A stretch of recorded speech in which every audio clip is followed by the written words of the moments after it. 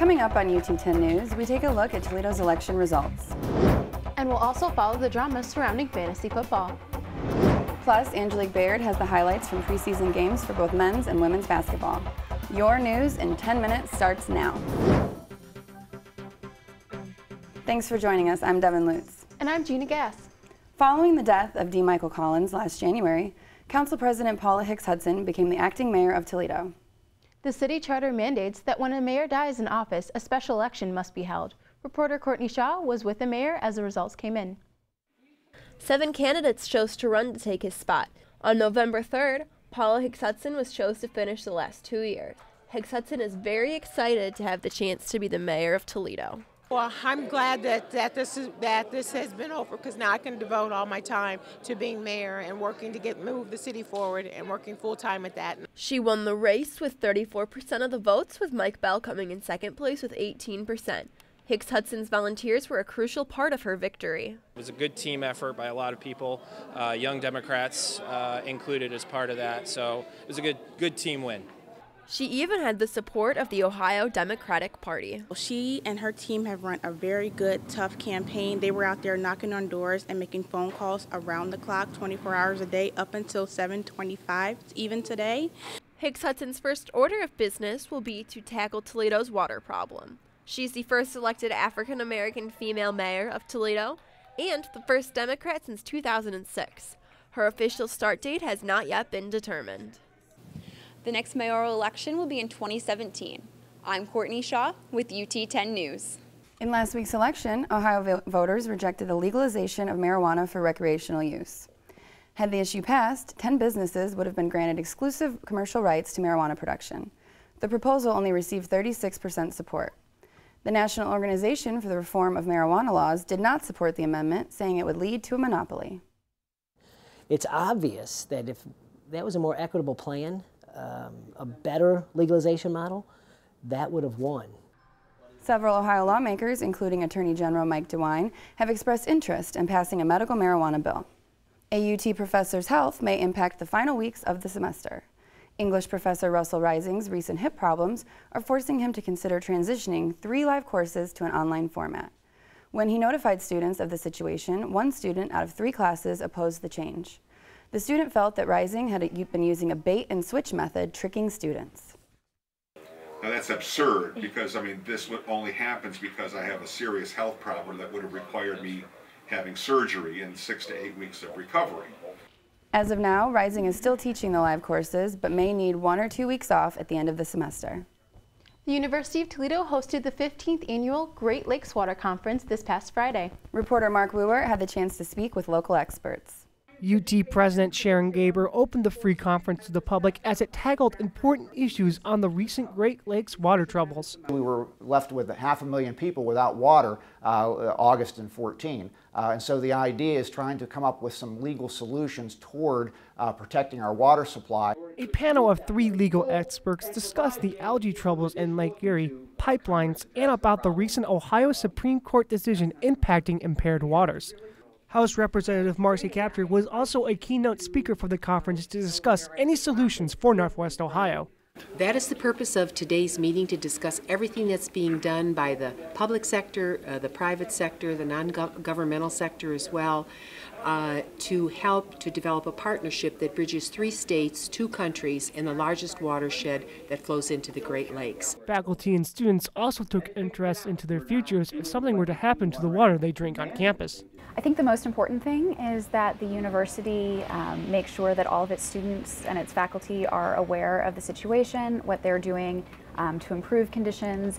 UT Student Green Fund installed water filtrations in the fall of 2013 around health science and main campus. These new filtration systems, the university is trying to cut waste going into the Great Lakes and rely more on tap water.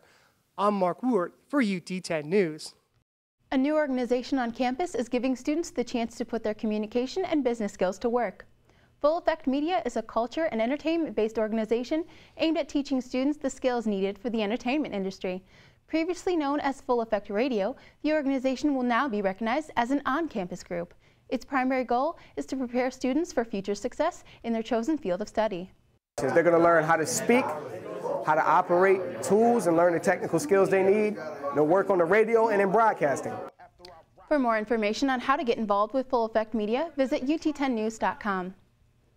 Fantasy football has become a staple in many fans' lives, but the multi-billion-dollar industry has come under intense scrutiny. Washington Redskins wide receiver Pierre Garçon has filed a class action lawsuit against fantasy company FanDuel. The NFL players say their names and images are being used without their permission. Not all fans agree with the lawsuit. I think the athletes just need to relax. I mean, it's all just fun and games, you know, like they're getting paid millions to go out there and play a sport. You know, I mean, all of us normal people, we enjoy stuff like this. FanDuel has responded that the lawsuit has no merit and they will continue to run their contests.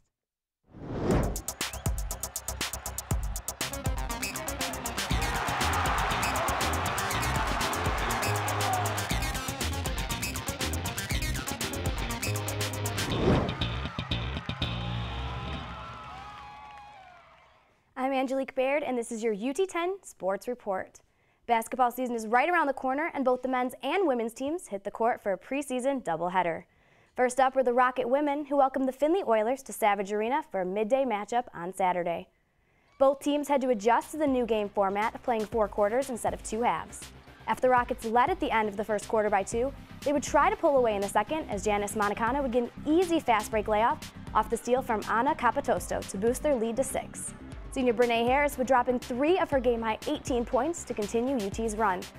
The Rockets took an 8-point lead into the half and would not look back as they would go on to outscore the Oilers 48-25 in the second half and cruise to an 82-51 victory.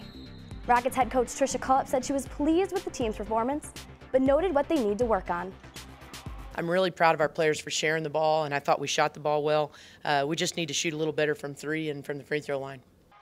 The Rockets will open up regular season play at home against the Arizona Wildcats this Saturday. The back end of the preseason doubleheader featured the men's team hosting the offensive-minded Hillsdale College Chargers. The Rockets fell behind early in the first half as Hillsdale's Kyle Cooper led the Chargers with 11 points and 7 boards. UT would make a comeback when John Williams gets the rebound and races down the floor for the fast break slam. The Rockets would find themselves trailing by 3 at the half, but would come back to tie the score up at 77 at the end of the second half to force overtime.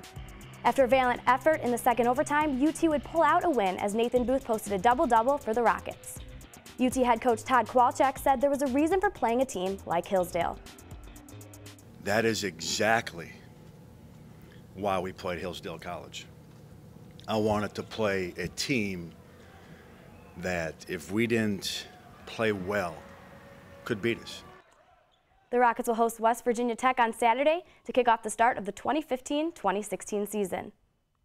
And while the basketball season is just getting started, the women's soccer players are hanging up their cleats for the winter. Reporter Matt Sutter caught up with one Rocket whose path to collegiate soccer has not been an easy one. Junior forward Regan Price has been faced with many roadblocks while trying to pursue her goal of playing college soccer.